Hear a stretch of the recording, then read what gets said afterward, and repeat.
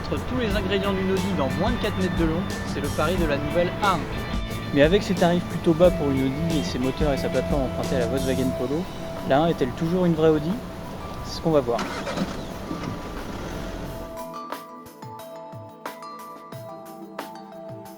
A l'extérieur, pas de doute, la 1 reprend les codes stylistiques de la marque. Calandre single frame, répétiteur de clignotants dans les rétroviseurs, haillons qui emportent les feux comme sur le Q7, et sur les versions haut de gamme, signature lumineuse dans les optiques avant. L'ensemble est plutôt réussi, même si notre version d'essai nous a paru moins séduisante que les modèles présentés au Salon de Genève au mois de mars.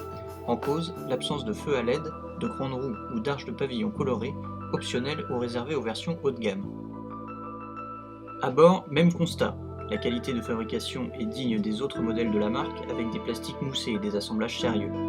Mais il manque un peu de cachet à cette finition intermédiaire ambiante qui aime décidément le gris. Un nouveau petit tour par le catalogue des options arrange toutefois les choses grâce aux selleries ou entourage d'aérateurs personnalisables. Si l'A1 reprend la plateforme et la longueur de la Polo, elle n'hérite pas de son habitabilité. À l'arrière, il n'y a que de place et la garde-toit est juste suffisante pour des petits gabarits.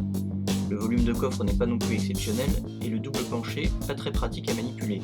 Cela dit, une Mini fait encore moins bien.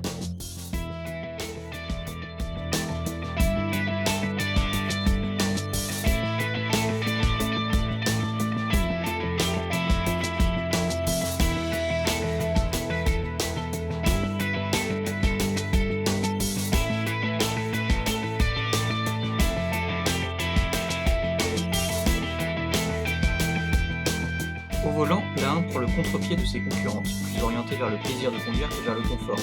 Ici, les commandes sont douces, la suspension filtre bien les irrégularités et l'équilibre du châssis est plutôt rassurant. En clair, on est loin du dynamisme d'une Mini ou d'une DS3 aux suspensions fermes et au comportement de kart. Le TDI de 105 chevaux à rampe commune est au diapason, avec une arrivée de la puissance plutôt douce, des vibrations bien contenues et un système stop and start idéal en ville. En plus de limiter la consommation, il épargne les claquements émis par la mécanique au ralenti. Bien présenté, agréable à conduire et très économe, l'Audi A1 est donc digne de son blason, et son tarif aussi. À 20 500 €, notre version ambiante dispose d'une climatisation manuelle et d'une radio CD, mais réclame en supplément les phares et essuie-glaces automatiques, la climatisation bisone ou la prise USB. Autant d'options qui font vite grimper la facture, surtout lorsqu'on commence à piocher dans l'immense catalogue de personnalisation.